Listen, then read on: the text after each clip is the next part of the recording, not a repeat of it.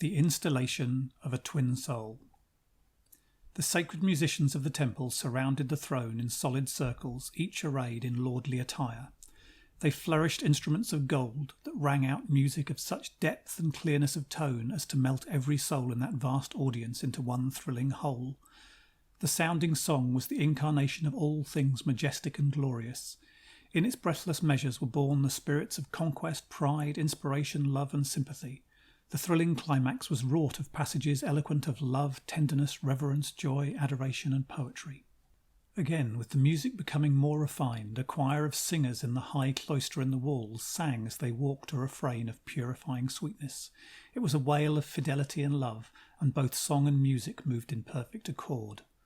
Thereafter, music alone was heard, when the high priest Hushnoli and the high priestess Zulisoa stood before us on the silver pavement beneath the throne. The blue-black hair of the high priestess fell around her olive face and shoulders like a cloud of darkness.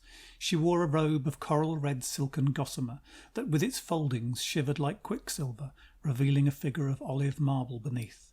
Her shoulders, arms and breasts, soft and heavy in mould, were dimly seen beneath their coral veil. Her profile was perfect. Her eyes were jewels of swart fire. Her eyebrows made perfect arches above them, enhancing the beauty of her face. Her mouth was fine and tender, and her lips red with kisses. The high priest, whose noble features were olive green in hue, wore a splendid opaque silk burnous of camellia red, of heavier texture than that of the priestess. He wore boots of scarlet lacquered leather. Both wore diadems of cragon, the precious stone. A stone altar curiously carved, on which stood a green bronze turtle of large size, occupied one side of the front of the pavement. The turtle held its head stretched upward, and through its open mouth a thin stream of blue smoke ascended. On the wide flat back of the turtle lay an open volume, the sacred book of Egyptolosis. The priest and priestess stood beside the altar, each reading an alternate stanza from the ritual of the goddess. While reading, the priests with loud voice followed the intoning of the high priest, and the priestesses that of the high priestess, as follows. The ritual of hopeless love. Priests. Harakar is the supreme soul, and the goddess Leone his supreme incarnation. Equally free from asceticism and indulgence, she treads the golden path. Priestesses. Let us joyfully obey our adorable goddess who commands us in all manner of spiritual joys. Let us follow her glorious example, preserving purity of heart and life. Priests. Let us adore a Cupid agonized, worshipping the goddess of hopeless, tender, romantic love. Let us with our counterparts, the most lovely of maidens, become twin souls for evermore. Priestesses. Let us love the shapely and active youths, the young men of soul and intellect, likewise those of courage and daring, whose hearts and minds are in complete unity. Priests. Let us add splendour of body to greatness of soul. May we excel in the chase, the dance and the race. Let us drink ambrosial wine and eat the juiciest of meats, and clothe ourselves with the finest and strongest of tissues. Priestesses. Let us have a beautiful companionship with our counterpart souls. Let us rejoice in the sun, in the free winds of the sky, in the glory of flowers, in the pride of horses and elephants richly caparisoned. Let us treasure jewels. Let us possess emeralds, turquoises, diamonds and rubies. Let us array ourselves with marvellous stuffs dyed with the richest colourings. Priests. Let us here, in search of the ideal, find an ever-increasing nirvana of blessedness. Goddess of souls, lead us to imagine higher and holy exaltations, keener and more blessed raptures. Priestesses. Sweet Mother of souls, teach us to cultivate consoling friendships with sympathetic hearts. Give us longings for the utmost depths of love and tenderness. Let us possess fervid and impassioned souls. Priests. Let us create a paradise wherein life is one long intoxication of love, beauty and soul culture, found in the fascinating converse of soul with soul and intellect with intellect. Priestesses. May rapturous energies spring from hopeless loves. May the yearning for inaccessible pleasures fill us with blessed extravagance and holy madness. Priests. May we, firmly poised on virtue, become possessed of noble, delicate, enormous souls. May the meeting of spirit with spirit be too ecstatic for words to express. May the vows be written in each other's hearts. May the jewelled ring bind soul and soul, and in the commingled life may the holy compact be known that a perfect circle of souls has been consummated. Priestesses. Secure by our compact and our vows from the tasting of forbidden fruit, may we always possess the happy intemperance of never satiated souls. Priests.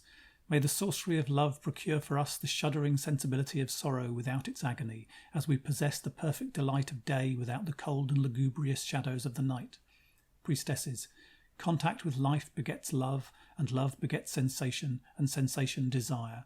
But reason and culture control desire, and so preserve the endless sweetness of our joy. Priests, the real mortal, the ideal divine, the real awakens desire, the ideal feeds it.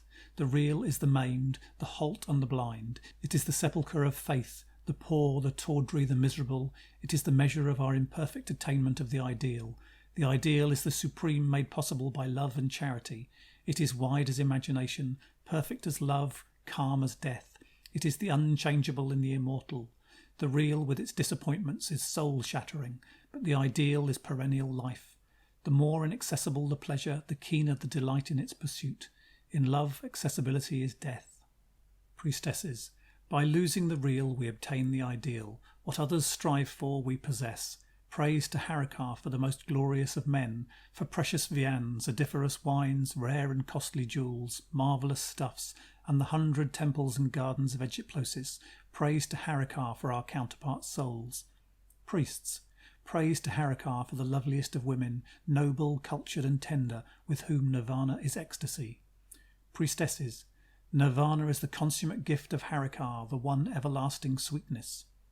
During the intonation of the ritual, the twin souls put into practice the manifestations of those endearments prayed for, and which they certainly seemed to possess. Throughout the entire congregation, priest and priestesses, enfolded in each other's arms, swayed caressingly together and rapturously kissed each other. The fondest sighs were heard amid the recitations, and the faces of lover and beloved were flushed the colour of rosy flame. A tempest of restrained passion shook the entire congregation.